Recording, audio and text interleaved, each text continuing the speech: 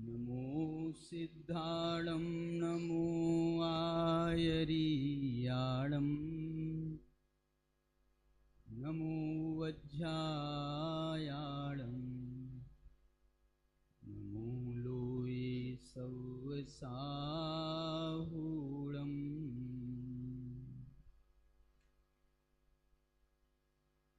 अष्टकर्म को नाश करी शुद्ध अष्ट गुण पाए भय सिद्ध निज ध्यान ते नमो मोक्ष सुखदाय नमो मोक्ष सुखदाय। नाणमयम् अपाणम् उवलद्धं जेन झडियकम्मेन चयूणय परदवम्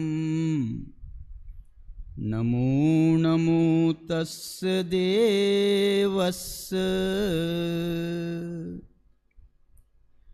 नमयूणयतं देवम् अनन्तवर्णानदंसनं शुद्धं वोच्छं परमपाणं परमपयं परमजोयिनम्।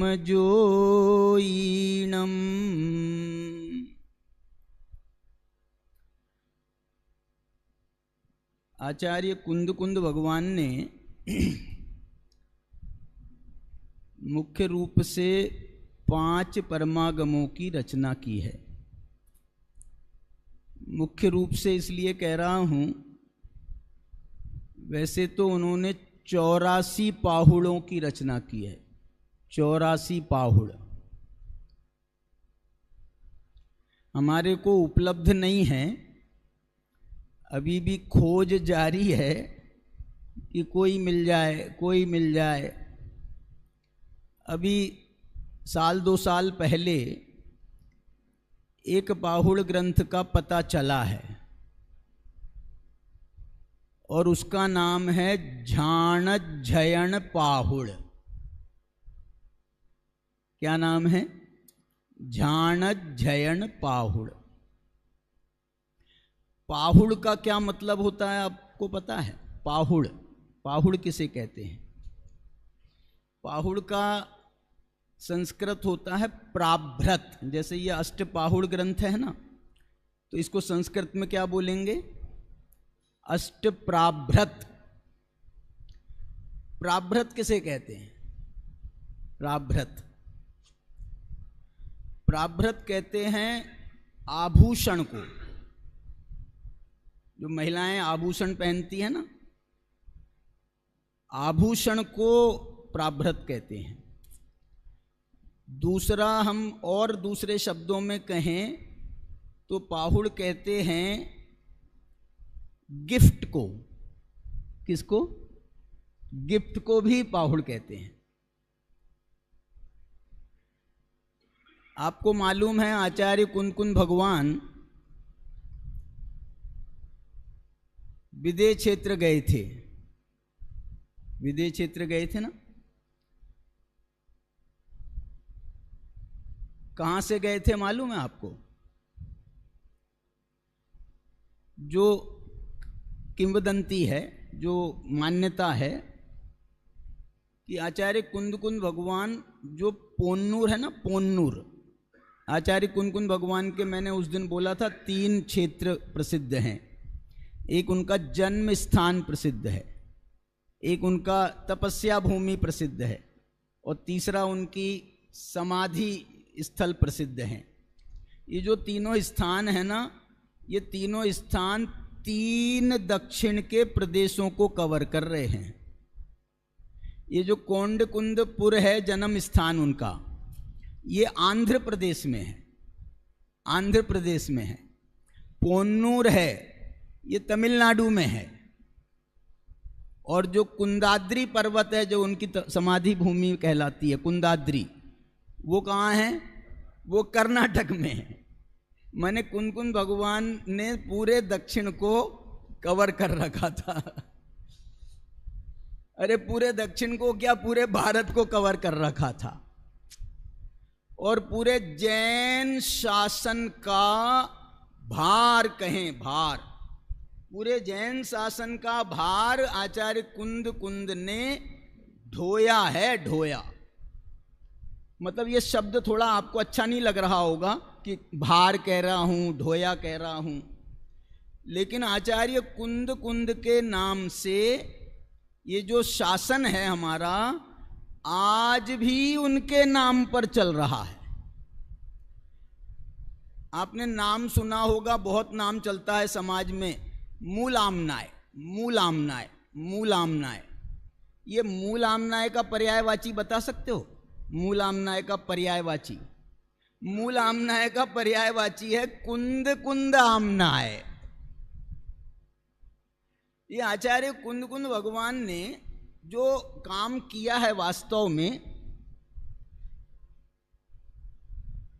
देखो हम आपको उनकी महिमा आए, स्वामी जी को, उनको तो कितनी महिमा थी आप बता नहीं सकते हैं हम आपको, लेकिन बड़े बड़े मुनि भगवंतों को, आचार्यों को ये कुंदाचार्य से इतने प्रभावित हैं, इतने प्रभावित हैं कि एक दर्शन सार नाम का ग्रंथ है, दर्शन सार नाम का। वो दर्शन सार नाम का ग्रंथ किनका है? देवसेन आचार्य का है, देवसेन आचार्य का। नए चक्रों के बहुत सारे ग्रंथ, नए चक्र, बृहन नए चक्र, लघु नए चक्र, श्रुत भवन दीपक नए चक्र, ये सब देवसेन आचार्य के कहलाते। आलाप पद्धति ये भी उनका ही है। तो वो जो देवसेन आचार्य हैं, उनका एक और ग्रंथ है, क्या नाम बताया? दर्शन सार, दर्शन सार नाम का ग्रंथ है। उनके और भी दूसरे सार नाम के ग्रंथ मिलते हैं, आराधना सार वगैरह ग्रंथ भी हैं। तो ये जो है ना दर्शन सार में, वो लिखते हैं खुद देवसेन आचार्य। क्या लिखते हैं? इनका एक नाम था पद्मनंदी। किनका? आचार्य कुंद के 5 नाम प्रसिद्ध है ना, तो उसमें एक नाम था इनका पद्मनंदी। तो वो ऐसा लिखते हैं, जय पौमनंदिना हो यदि पद्मनंदी नाथ। ये नाथ शब्द जो है सामान्य नहीं है, ये नाथ शब्द हमारे 24 तीर्थंकरों के साथ लगता है। अभिनंदन नाथ, संभवनाथ, धर्मनाथ, शांतिनाथ, कोई एक आध दो तीर्थंकर हैं जिनके साथ में ये नाथ शब्द नहीं लगा है, सबके साथ में ये नाथ शब्द लगता है। तो ये कुंद भगवान के लिए वो देवसेन आचार्य कह रहे हैं, यदि पद्मनंदी नाथ जय पौमनंदिना हो सीमंधर सामि दिव्यनाणेन न विमोहयितु समना कहम सुमग्गम पयानंती। यदि पद्मनंदी नाथ सीमंदर स्वामी के पास में नहीं जाते और ये तत्व ज्ञान नहीं लाते, तो अहम समना, तो हम श्रमण जन कहम सुमग्गम पयानंती, हम श्रमणों का क्या होता, हमको ये मार्ग कैसे पता चलता। ये है वो कुंद भगवान। कुंद भगवान का जो बाह्य आपको रूप है ना, यदि वो देखना हो तो आपको जो है समय सार में नहीं मिलेगा, प्रवचन सार में भी नहीं मिलेगा, नियम सार में भी नहीं मिलेगा और पंचास्तिकाय में भी नहीं मिलेगा। उनके यदि बाह्य स्वरूप के दर्शन करने हो तो उनका ये परमागम आपको पढ़ना पड़ेगा। इसका नाम है अष्टपाहुड़, घबराना नहीं। वहां तो 4 पाहुड़ हैं, समय पाहुड़, पव्यण पाहुड़, नियम पाहुड़, पंचत्थिकाय पाहुड़। लेकिन ये 4 हैं, उनके सामने ये 8 हैं। ये 8 अलग अलग ग्रंथ हैं वास्तव में, लेकिन छोटे छोटे हैं, छोटे छोटे हैं, इसलिए उनका एक संग्रह प्रकाशित कर दिया। लेकिन देखो हमारे अमृतचंद्राचार्य, जयसेन आचार्य और जो 3 आचार्यों पे हम काम कर रहे हैं, प्रभाचंद्राचार्य, बालचंद मुनि और मल्लीसेन आचार्य, ये आचार्यों को कुंद कुंद भगवान के अष्टपाहुड़ में उतना मजा नहीं आया। इन्होंने समय सार, प्रवचन सार और पंचास्तिका, बस 3 ग्रंथों को आधार बनाया। क्या हुआ, असल में अमृतचंद्राचार्य ने एक लाइन निश्चित कर दी। ये 3 ग्रंथों पर अमृतचंद्राचार्य ने टीका लिखी, तो जो उनके परवर्ती आचार्य हुए, प्रभाचंद्राचार्य हुए, तो बोले मैं भी इन्हीं पे लिखता हूँ। जयसेन आचार्य हुए, बोले मैं भी इन्हीं पे लिखता हूँ। बालचंद मुनि हुए, बोले मैं भी इन्हीं पे लिखता हूँ। मल्लीसेन ने कहा मैं भी इन्हीं पे लिखता हूँ। ये 100, 150, 200 साल के बीच में ये 5 आचार्य हो गए। 100, 150, 200 साल के बीच में ये इतने सारे आचार्य हो गए, मुनि आचार्य। उनका नाम आचार्य नहीं है, जैसे पद्मनंदी मुनि कहलाते हैं ना, पद्मनंदी है, क्या नाम है, नहीं, पद्मप्रभ मलधारी देव, उनके नाम के साथ में आचार्य नहीं लिखा जाता है। मुनिराज पद्मप्रभ मलधारी देव, क्या नाम है, मलधारी देव। क्या नाम है, मल को धारण करने वाले, इसका नाम है मलधारी देव। लेकिन वो जो मल है ना, मल, वो भी पद्म की प्रभा को धारण करने वाला था। पद्म प्रभ मल, पद्म की प्रभा के समान जिनका मल था, उसको धारण करने वाले, उनका नाम है पद्म प्रभ मलधारी देव। उनने बहुत ज्यादा झंझट पाली नहीं। मेरे को नहीं लगता है कि उनको आचार्य का पद ऑफर नहीं हुआ होगा, लेकिन उन्होंने बोझा समझ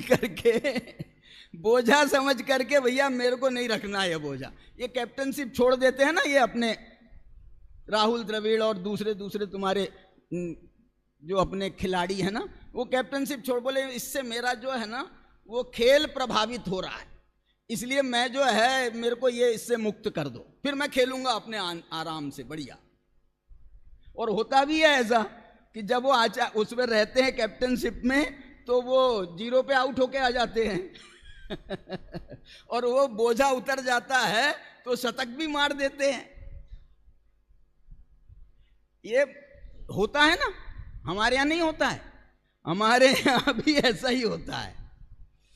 जब मुनियों को, आचार्यों को समाधि लेना हो अथवा उनको श्रेणी आरोहण करना हो अथवा उनको केवल ज्ञान का पुरुषार्थ करना हो, तो वो आचार्य उपाध्याय ये पदों का त्याग कर देते हैं, बुद्धिपूर्वक छोड़ते हैं, बुद्धिपूर्वक छोड़ते हैं। क्यों छोड़ते हैं? बोले ये पद को लेकर के समाधि में जाऊंगा मैं, ये पद को लेकर के केवल ज्ञान होगा, उतनी विशुद्धि आ नहीं सकती है, वो शुद्धोपयोग में वो एकाग्रता ये पदों से आ नहीं सकती है। इसलिए उनने कहा छोड़ो जी, कहाँ झंझट लगाए अपने, अपन तो नॉर्मल अपन तो बिल्कुल सामान्य साधु, नमो लोए सब साहुणम, सामान्य साधु बनकर के आराधना करेंगे तो क्या पता केवल ज्ञान हो जाए। सुबह पद छोड़ा और शाम को केवल ज्ञान। अरे अभी अंतर्मूर्त पहले छोड़ा और अंतर्मूर्त के बाद में केवल ज्ञान हो सकता है। इसलिए जो है ये मुनिराज के स्वरूप का इसमें बहुत ही जोरदार विवेचन है, बहुत जोरदार। देखो इसका जो है ये अष्टपाहुड़ है ना, इसका ओरिजिनल नाम बता सकते हो क्या? इसका ओरिजिनल नाम, ओरिजिनल नाम माने इसके पहले का ओरिजिनल नाम तो मैंने बता दिया आपको, 8 पाहुड़ों के अलग अलग नाम हैं।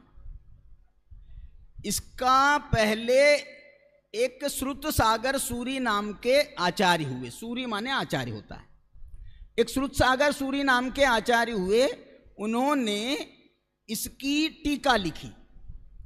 उनको उस समय 6 पाहुड़ उपलब्ध थे, 6, और वो 6 पाहुड़ की उनने एक साथ टीका लिख दी। और भाई अब टीका का क्या नाम रखें, तो बोले 6 पाहुड़ों का संग्रह है तो इसका नाम रख दो षटपाहुड़। ये उनका दिया हुआ नाम है, कुंद कुंद का दिया हुआ नाम नहीं है ये षटपाहुड़ या अष्टपाहुड़। कुंद कुंद का दिया हुआ क्या नाम है? दर्शन पाहुड़, सूत्र पाहुड़, चारित्र पाहुड़, बोध पाहुड़, भाव पाहुड़, मोक्ष पाहुड़। ये 6 पाहुड़ थे। और उनको 6 पाहुड़ थे तो ये भी नहीं है कि कौन सा पाहुड़ पहले और कौन सा पाहुड़ बाद में। लेकिन जो टीकाकार आचार्य थे उन्होंने सोचा इसका एक अपन व्यवस्थित क्रम बनाते हैं, इसका अपन एक क्रम बनाते हैं। क्या क्रम होना चाहिए? सबसे पहले कौन सा पाहुड़ होना चाहिए? सबसे पहले कौन सा पाहुड़ होना चाहिए? तो बोले सबसे पहले तो सम्यक दर्शन, मोक्ष महल की प्रथम सीढ़ी, या बिन ज्ञान चरित्रा सम्यकता ना लहे। इसलिए सबसे पहले तो दर्शन पाहुड़ होना चाहिए, सम्यक दर्शन का पाहुड़। दंसन शुद्धा शुद्धा, दंसन भट्टा भट्टा।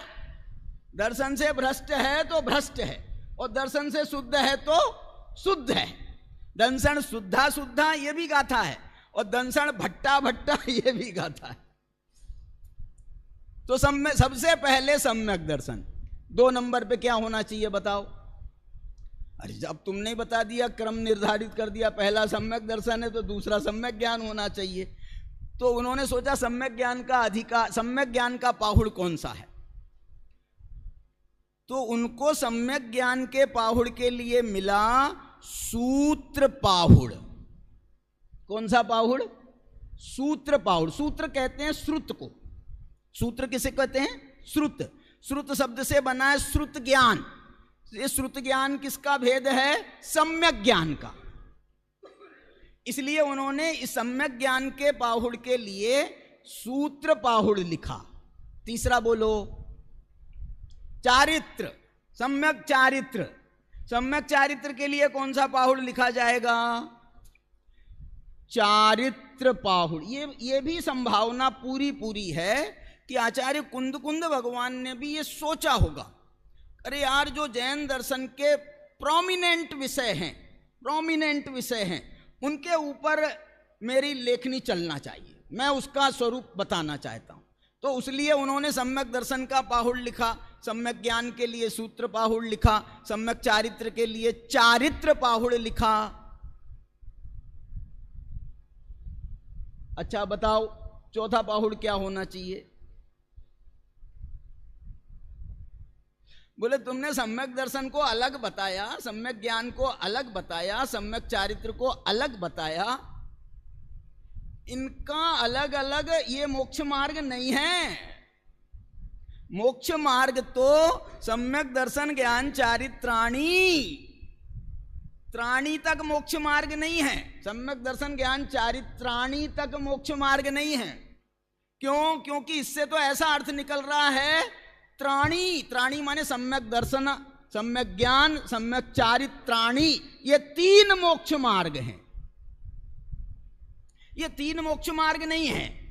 तो फिर क्या है मोक्ष मार्ग? बोले मोक्ष मार्ग एक है, उसका नाम है मोक्ष मार्ग। एक वचन, एक है मोक्ष मार्ग। इसलिए इस सूत्र का जो अर्थ है वो ऐसा मत अर्थ करना कि सम्यक दर्शन, सम्यक ज्ञान, सम्यक चारित्र ये 3 मोक्ष के मार्ग हैं लगाओगे तो 3 मार्ग हो जाएंगे, हैं लगाओगे बहुवचन करोगे तो क्या करें? तो क्या करें? तो ये करो कि ऐसा वाक्य बनाओ कि आखिरी में बिंदी नहीं आए, है के ऊपर है मोक्ष का मार्ग है। तो क्या अर्थ है इस सूत्र का? इस सूत्र का अर्थ है सम्यक दर्शन, सम्यक ज्ञान, सम्यक चारित्र, ये तीनों मिलकर एक मोक्ष का मार्ग है। आपको बनाना पड़ेगा। आप सामान्य से यदि इस सूत्र का अर्थ लिखोगे, मेरी परीक्षा में बैठोगे ना, मैं एग्जाम लूंगा, मेरी परीक्षा में बैठो, मैं फेल कर दूंगा, आपने बिंदी लगाई तो है। इन तीनों की एकता मोक्ष का मार्ग है। ये तीनों मिलकर एक मोक्ष का मार्ग है। ये तीनों, इस बात पर आचार्य कुंद भगवान ने, ये तो उमा स्वामी ने तो एक सूत्र लिखा, लेकिन इस पर आचार्य कुंद भगवान की कम से कम नहीं तो 20 गाथाएं होंगी। आप परमागमों में देख लो। दंसन्नाण चरिताणी सेविदव्वाणी साहुना नित्यम। और एकता को बताने के लिए क्या है? एकता को बताने के लिए क्या है? ये मैं समय सार की 16वीं गाथा सुना रहा हूं आपको। दंसन्नाण चरिताणी सेविदव्वाणी साहुना नित्यम। क्यों? साधु पुरुषों को दर्शन ज्ञान चारित्र की सेवा करनी चाहिए। क्यों? क्योंकि ताणी पुण्य जान तिन्निवि अप्पाणम चेव निच्छेदो। क्योंकि ताणी पुण्य जान तिन्निवि अप्पाणम, ये तीनों जो हैं, ये तीनों कुछ नहीं है। ये तीनों कुछ नहीं है। ताणी पुण्य जान तिन्निवि अप्पाणम, ये तीनों एक आत्मा है। देखो, आप पूछो ना, 3 बोलोगे तो 3 से भी कुंद भगवान ने गाथा लिखी है। 4 बोलोगे, 4, तो उससे भी कुंद भगवान ने गाथा लिखी। ये मोक्ष पाहुड़ में लिखी है। 4 माने क्या? बोले साहब ये रत्नत्रय तो 3 है, रतन तो 3 है, लेकिन आराधनाएं कितनी हैं? बोले आराधना 4 हैं। दर्शन आराधना, ज्ञान आराधना, चारित्र आराधना और तप आराधना। आराधना 4 हैं। तो अब तो ये आराधना तो 4 है ना। कुंद भगवान कह रहे हैं आराधना भी 4 नहीं है। ताणी पुण्य चतुठ क्या बोलेंगे ये जैसे वो 3 जो हैं, वो तीनों मिलकर एक मोक्ष का मार्ग है, ऐसे ही ये 4 मिलकर के भी एक आराधना है। एक आराधना बताओ जिसमें चारों आराधनाएं गर्भित हों। एक आराधना बताओ जिसमें चारों आराधनाएं गर्भित हों। उस एक आराधना का नाम है आत्माराधना।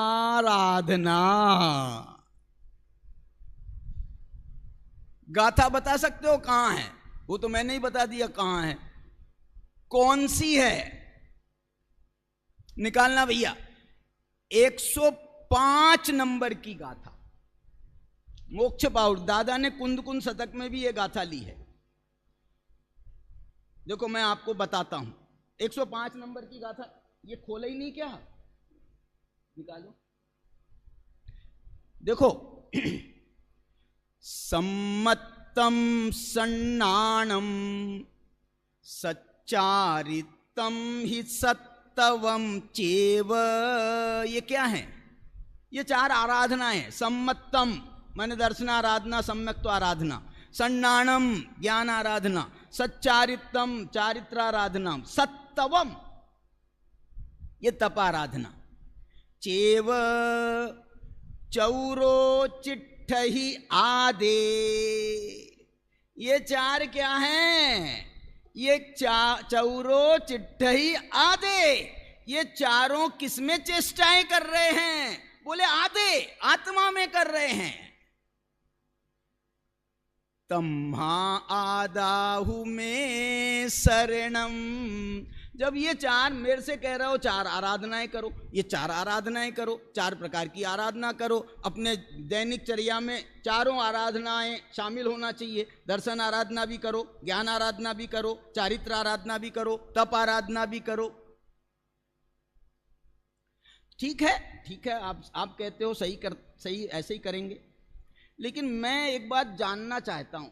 बोले क्या जानना चाहते हो? मैं ये जानना चाहता हूं ये दर्शन आराधना में ये जो दर्शन है ये किसकी आराधना कर रहा है?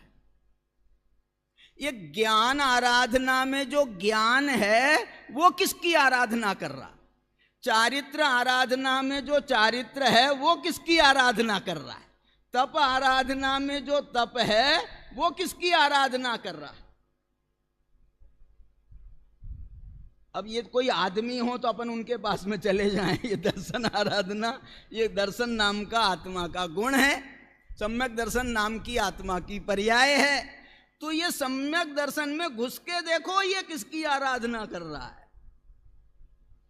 बाबूजी की भाषा में कहें तो ये सम्यक दर्शन किसकी आराधना कर रहा है? तो बोले सम्यक दर्शन के घर में घुस करके देखते हैं। तो उसके घर में घुस गए, उसके घर में घुसे तो उसके घर का कोना कोना छान लिया हमने। उसके घर का, सम्यक दर्शन के घर का कोना कोना छान लिया, उसमें हमको कहीं सम्यक दर्शन नहीं मिला। तो क्या मिला? तो क्या मिला? बोले सम्यक दर्शन ने अपने घर का कोना कोना त्रिकाली ध्रुव भगवान आत्मा के लिए खाली कर रखा है। लेकिन यार सम्यक दर्शन के घर में मिलना तो चाहिए ना सम्यक दर्शन।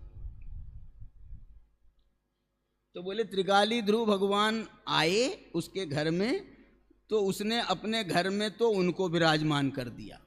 और सम्यक दर्शन कहाँ मिला? सम्यक दर्शन घर के बाहर वो त्रिकाली ध्रुव भगवान आत्मा की चौकीदारी कर रहा था। क्या बोल रहा हूं? ये चौकीदार चोर नहीं है, ये चौकीदार चोर नहीं है, ये चौकीदार साहूकार है। उसने अपने घर का कोना कोना, ये जो है ना 80 फ्लैट चैतन्य धाम के, ये सब लोगों के भाई साहब अलग अलग हैं, उसमें बाहर वो लगा है ना, लेकिन सबने अपने घर का कोना कोना ये विद्वानों के लिए, ये आमंत्रित लोग अतिथियों के लिए, उनके लिए कोना कोना खाली कर दिया है। और वो लोग कहाँ हैं? बोले हम लोग अपने घर पे रहते हैं, कोई तकलीफ तो हो तो बताना हमारे को, हमारे फ्लैट में कोई तकलीफ हो तो बताना, उसकी सेवा शुश्रूषा करना हो, साफ सफाई करना हो, कहीं कहीं टूट फूट हो तो वो करना हो, तो उसके लिए हम हैं। उसका मजा लेना हो तो आप लो, उसका मजा लेना हो तो आप लो, उसकी चौकीदारी करना हो तो हमको बताओ। अरे तुम कहाँ मिलो? अरे बाहर हमारा नाम लिखा हुआ है ना बाहर हमारा नाम लिखा हुआ है, किसी से भी हमारा नंबर ले लेना, कोई भी बता देगा। अपने घर का कोना कोना खाली कर दिया है। चौरो कुंद कुंद भगवान ने ये संदेश दिया है, चौरो चिट्ठही आदे। ये चारों आत्मा में ही चेष्टा कर रहे हैं। सम्यक दर्शन अपनी श्रद्धा को समर्पित कर रहा है, सम्यक ज्ञान अपने ज्ञान को समर्पित कर रहा है, सम्यक चारित्र अपनी एकाग्रता को समर्पित कर रहा है, सम्यक तप अपनी सारी की सारी तपस्या को त्रिकाली ध्रुव भगवान आत्मा को समर्पित कर रहा है। चौरो चिट्ठही आदे। अरे यार तुम तो हमको जबरदस्ती लगा रहे हो कि दर्शन की आराधना करो, ज्ञान की आराधना करो, चारित्रिक, जब वो चार वो खुद अपनी आराधना नहीं कर रहे हैं, वो त्रिकाली ध्रुव भगवान आत्मा की आराधना कर रहे हैं, तो हमको क्यों बुद्धू बनाते हो? इसलिए हम भी क्या करेंगे भाई साहब? हम भी तम्हा आदाहु में शरणम, इसलिए हम भी आत्मा की आराधना करेंगे, क्योंकि ये दर्शन ज्ञान चारित्र की आराधना भेद आराधना है। हम तो अभेद की आराधना करेंगे, हम उसकी आराधना करेंगे जिसकी आराधना करने से सम्यक दर्शन रूपी पुत्र पैदा होता है, सम्यक ज्ञान रूपी पुत्र पैदा होता है, सम्यक चारित्र रूपी पुत्र पैदा होता है। दादा ने जो इसका अनुवाद किया है ना, उसमें उन्होंने ये चेष्टा का अर्थ अवस्था किया है। देखो इसमें है ना उनका इसका अर्थ, सम्यक सुदर्शन ज्ञान भाव सम्यक आचरण, सब आत्मा की अवस्थाएं आत्मा ही है शरण। सब आत्मा की अवस्थाएं, आत्मा की अवस्थाएं, ये सम्यक दर्शन पुत्र हैं, सम्यक ज्ञान पुत्र है, सम्यक चारित्र पुत्र है, सम्यक तप पुत्र है। अरे पुत्र ये हैं तो प्रश्न खड़ा नहीं होगा? क्या प्रश्न खड़ा होगा? स्कूल में नाम लिखाने जाओ सम्यक दर्शन का तो सम्यक दर्शन का नाम लिखने के बाद में उसका अगला प्रश्न होगा, बोल दूं वहां की भाषा कि बाप का नाम बताओ, बाप का नाम बताओ। बोले ये इनका चारों का बाप, एक को मैं पहली क्लास में भर्ती करने आया हूं, एक को दूसरी में, एक को तीसरी में, एक को चौथी में। बाप का नाम बताओ। बोले इन चारों का एक ही पिता है और उसका नाम है भगवान आत्मा। इसलिए हमको तो आत्मा की शरण लेना। दादा एक बहुत अच्छा उदाहरण देते हैं। दादा कहते हैं छोटे छोटे बच्चे होते हैं ना, छोटे छोटे बच्चे होते हैं हमारे घरों में, तो हम जो हैं उनको, आपके यहाँ शादी थी परमात्म जी के यहाँ, परमात्म जी हमारे यहाँ निमंत्रण रखने को आए, भाई साहब आना है, पधारना है आपको।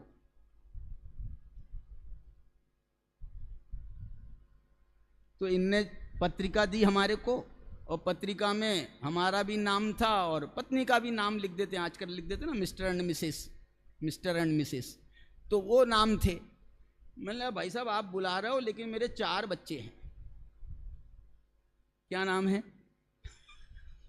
एक का नाम सम्यक दर्शन, एक का नाम सम्यक ज्ञान, एक का नाम सम्यक चारित्र, एक का नाम सम्यक तप। ये 4 बच्चे हैं। यार इसमें तुमने हमारा नाम तो लिखा, उनका नाम तो नहीं लिखा। और हम आएंगे, बच्चे छोटे छोटे हैं, तो घर में क्या इनके लिए खाना बना के लिए? बोले भाई साहब आपको पता नहीं है। क्या पता नहीं है? बोले पद्धति ये है कि माँ बाप का नाम लिखा होता है और उसमें बच्चे इंक्लूड होते हैं।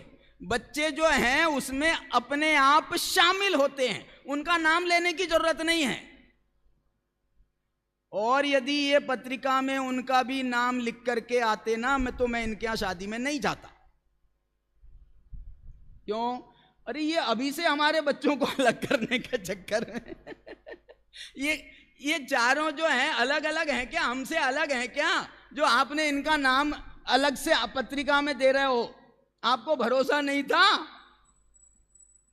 कि वो भी आएंगे?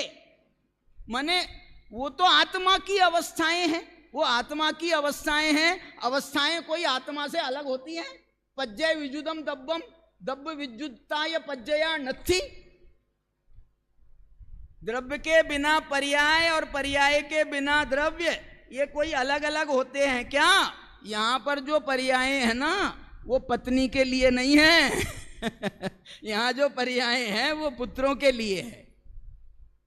सब आत्मा की अवस्थाएं आत्मा ही है शरण।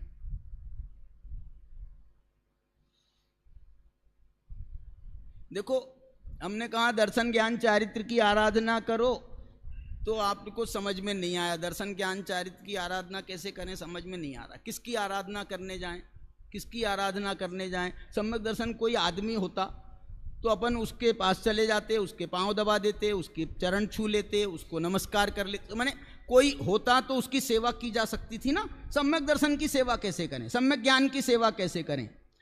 तो इन्होंने कहा अच्छा एक काम करो, फिर तुम तो एक काम करो, नमोकार मंत्र आता है? बोले हाँ आता है। ये नमोकार मंत्र में जो 5 परमेष्ठी कहे हैं ना, तुम तो इन 5 परमेष्ठियों की आराधना करो। 5 परमेष्ठियों की पूजा करो, 5 परमेष्ठियों की सेवा करो। किनकी सेवा करें? किनकी सेवा करें? 5 परमेष्ठियों का। आप ये तो मिल जाएंगे ना आपको खोजने पर, अरहंत भगवान मिल जाएंगे, सिद्ध भगवान मिल जाएंगे, साधु परमेष्ठि मिल जाएंगे, उपाध्याय परमेष्ठि मिल जाएंगे, साधु परमेष्ठि मिल जाएंगे। ये तो व्यक्ति हैं, ये कोई वो दर्शन ज्ञान चारित्र जैसी कोई गुण तो है नहीं, ये तो व्यक्ति है ना, मिल जाएंगे कि नहीं मिल जाएंगे? बोले इनकी आराधना करो। अरहंत भगवान कहां मिलेंगे भाई साहब? अरहंत भगवान कहां मिलेंगे? ऊपर चले जाओ, ऊपर माने सुनो, अरहंत भगवान यहीं मिलते हैं, मध्य लोक में ही मिलते हैं, ऊपर नहीं मिलते। ऊर्ध्व लोक में मिलते हैं क्या? अरे भाई साहब, हम ऊपर ऊर्ध्व लोक नहीं कह रहे थे, ऊपर मंदिर में चले जाओ, यहां मंदिर में चले जाओ, आपको मिल जाएंगे ना। 5 भगवान हैं तो 5 भगवान 5 परमेष्ठि के हैं क्या? नहीं नहीं, 5 बाल यति हैं। कोई बात नहीं है, अरहंत भगवान है ना, तो हम अरहंत भगवान के दर्शन करने गए, हमने उनको दर्शन किए, लेकिन उनने हमारे को दर्शन का कोई जवाब नहीं दिया। तो हमने बोला कुछ नाराज होंगे, तो हमने उनका अभिषेक भी किया, उनने फिर भी आंख खोल करके नहीं देखा। हमने पूजा करी तो भी उनने कोई कान नहीं दिया। कान नहीं दिया समझते ना, कान नहीं दिया माने उनने हमारी बात नहीं सुनी। तो हम तो बहुत परेशान हो गए। हमने बोला यार ये बताओ ये कर क्या रहे हैं? हम इतनी देर से इनको सुना रहे हैं, इनका दर्शन कर रहे, पूजा कर रहे, इतने जोर जोर से कान फाड़ू आवाज में हम पूजा कर रहे, इनकी स्तुति गान कर रहे, और उसके बाद भी ये हमारी सुन नहीं रहे। ये कर क्या रहे हैं? कर क्या रहे हैं? बोले ये अरहंत भगवान है, ये अरहंत भगवान अपनी आत्मा की आराधना कर रहे हैं। ओहो, तो हम तो बुद्धू बन गए हम तो बुद्धू बन गए कि तुम आत्मा की आराधना करो और हमसे कहो इनकी आराधना करो। चलो हमने इनकी आराधना करी, लेकिन इनकी आराधना करी तो उससे हमको क्या संदेश मिला? क्या संदेश मिला? हमको ये संदेश मिला कि यदि आत्मा की आराधना करोगे तो भगवान बनोगे, और भगवान की आराधना करोगे तो भगवान तो भगवान दास बनोगे। तो भगवान बनना है कि भगवान दास बनना है? कुंद भगवान ने ये 5 परमेष्ठि की आराधना, अरे अरहंत भगवान तो छोड़ो, अब सिद्ध भगवान से के दर्शन करने के लिए, उनकी पूजा करने के लिए वहां जाएं, क्या करें? लेकिन वहां जाने के यदि कोई तरीके से चले भी जाओ, एक इंद्री वगैरह बन करके कोई तरीके से आप चले भी जाओ वहां पर, और वहां पर बिल्कुल साक्षात चले जाओ, संगी पंचेंद्री, मैं परमिशन देता हूं, वैसे नहीं जा सकते लेकिन मैं परमिशन दे रहा हूं, आप चले जाओ, सिद्ध भगवान से मिल के आओ, मरना नहीं पड़ेगा, मरना नहीं पड़ेगा, आप जीते जी जाओगे, जीते जी वापस आ जाओगे। गए, लेकिन जाने के बाद में जो अरहंत भगवान ने हमारी दुर्दशा करी थी, वो सिद्ध भगवान ने भी हमारी एक नहीं सुनी, वो सिद्ध भगवान ने भी नहीं सुनी। तो हम वहां भी लौट करके आ गए, पूछ के आए ये क्या कर रहे हैं, ये क्या कर रहे हैं? तो सिद्ध भगवान भी अपनी आत्मा की आराधना कर रहे थे। चलो ये तो भगवान है, सकल परमात्मा, निकल परमात्मा, ये तो भगवान है। ये आचार्य उपाध्याय साधु ये तो चलते फिरते हैं, चलते फिरते सिद्धों से गुरु गुरु गुरु, ये तो गुरु पद में है, ये तो हमारे जैसे हैं। लेकिन इनके भी दर्शन करने जाओ तो यदि विकल्पात्मक दशा में हो, और विकल्पात्मक दशा में भी मन हो जाए, तो ये आशीर्वाद दे देते हैं, पक्का नहीं है, पक्का नहीं है। और यदि सामायिक कर रहे हो तो क्या करेंगे बताओ? सामायिक कर रहे हो तो क्या करेंगे? हमारे दर्शन का जवाब देंगे, हमारी पूजा का जवाब देंगे, हमारे रिक्वेस्ट का, प्रार्थना का, महाराज थोड़ी लगा दो पीछी, महाराज थोड़ी लगा दो पीछी, वे सुन ही नहीं रहे। ये कर क्या रहे हैं? हमको आप लोगों ने इतना हल्का समझ रखा है। ये हम आए उसके बाद भी आप रिकॉग्नाइज नहीं करते हो हमारे को। क्या कर रहे हैं? बोले साहब सामायिक का काल है, समय नाम आत्मा उसमें स्थित है, इसका नाम सामायिक है। इसलिए जो है ये सामायिक के समय बिल्कुल किसी की गिनते नहीं है, किसी की सुनते नहीं है। फिर किसकी सुनते हैं? ये अपनी आत्मा की सुनते हैं। क्या बात है। लेकिन हमको एक बात समझ में आ गई, क्या अरहंत बनना हो तो अरहंत की आराधना से नहीं काम चलेगा, आत्मा की आराधना करना पड़ेगा। सिद्ध बनना हो तो सिद्धों की आराधना से काम नहीं चलेगा, आत्मा की आराधना करना पड़ेगा। आचार्य उपाध्याय साधु बनना हो तो भी उनकी आराधना से काम नहीं चलेगा, अपनी आराधना, आत्मा की आराधना। इसके लिए भी कुंद भगवान ने एक गाथा लिखी है। कुंद भगवान ने ये जो नमोकार मंत्र है ना, नमोकार मंत्र, इस नमोकार मंत्र के अलग अलग प्रयोग, नमोकार मंत्र, एक नमोकार मंत्र तो बाकायदा नमो अरहंताणम, नमो सिद्धाणम, नमो आयरियाणम जैसा एक नमोकार मंत्र तो उन्होंने प्रवचन सार की 4 नंबर की गाथा में बाकायदा सेम टू सेम भाषा में लिख दिया है। थोड़ा सा फर्क, कुछ तो रखना पड़ेगा ना अंतर। कौन सा नमोकार मंत्र है सुनाओ? आप मेरे साथ बोलना। नमोकार मंत्र तो आता होगा, जो मैं अंतर करके बोलूंगा वो बोलना।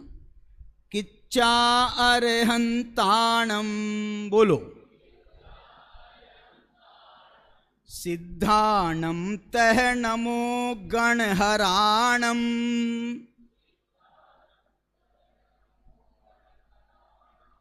अज्झा वैवगाणम, साहूणम चेव सवेसिम।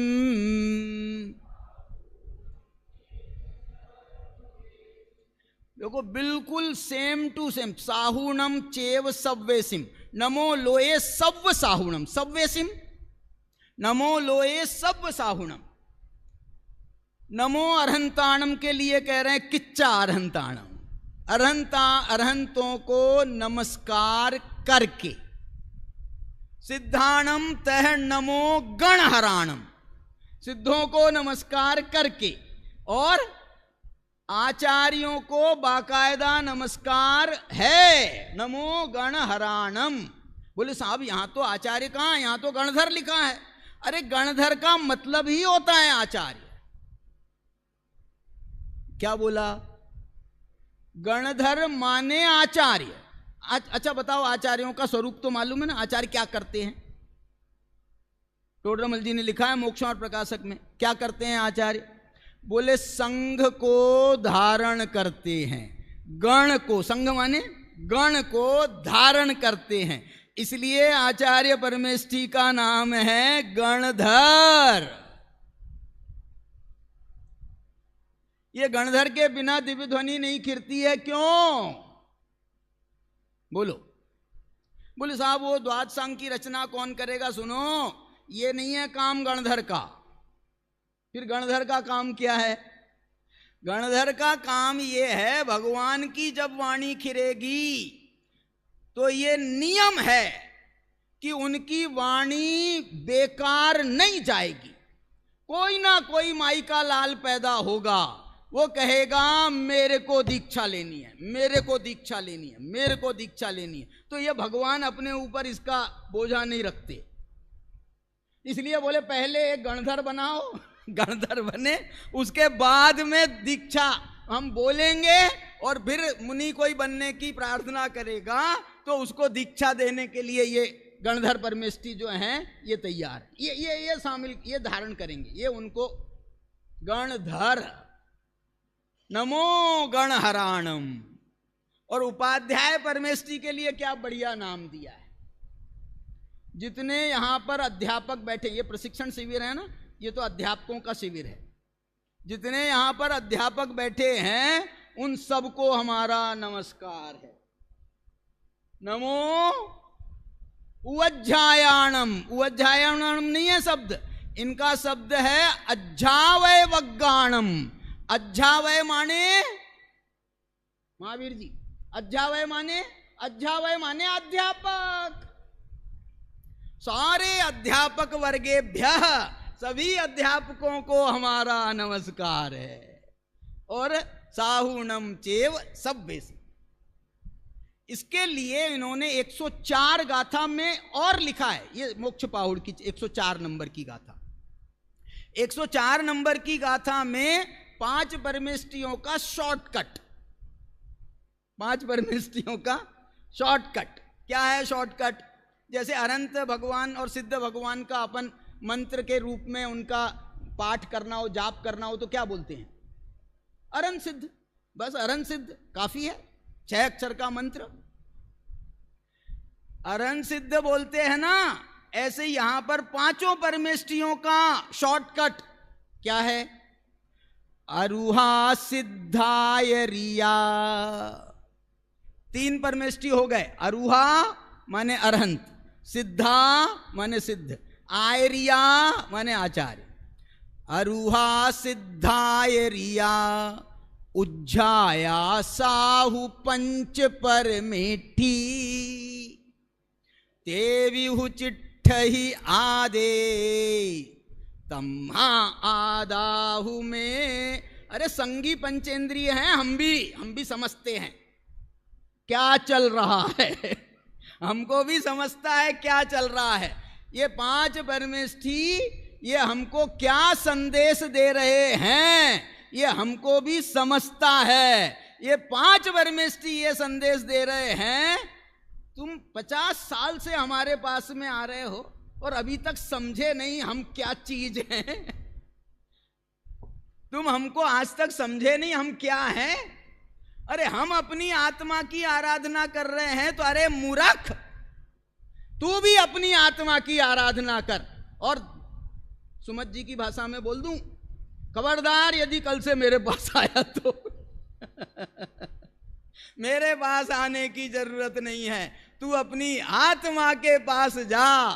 तो कल जाकर के तू हमारे सामने नहीं आएगा, हमारे बाजू में बैठेगा, तू भी भगवान बन जाएगा। ऐसे बढ़िया, बहुत ही मेरे को बहुत इसकी प्रशंसा करना था मोक्ष पाहुड़ की। ये मोक्ष पाहुड़ बहुत ही प्यारा पाहुड़ है, 106 गाथाओं का पाहुड़ है। अंत में ये 106वीं गाथा में ऐसा उपदेश दे रहे हैं कुंद कुंद भगवान स्वयं। एवं जिण पन्नत्तम मोक्षस्य पाहुड़म सुभत्तिये। मोक्षस्य पाहुड़म, मोक्ष का पाहुड़। एवं जिण पन्नत्तम मोक्षस्य पाहुड़म सुभत्तिये। जो पढ़ई सुनई भावई सो पावई सासयम सुखम। जिन वर कथित यह मोक्ष पाहुड़, जो पुरुष अति प्रीति से अध्ययन करें भावे सुने वे, परम सुख को प्राप्त हों वे, परम सुख को प्राप्त हों।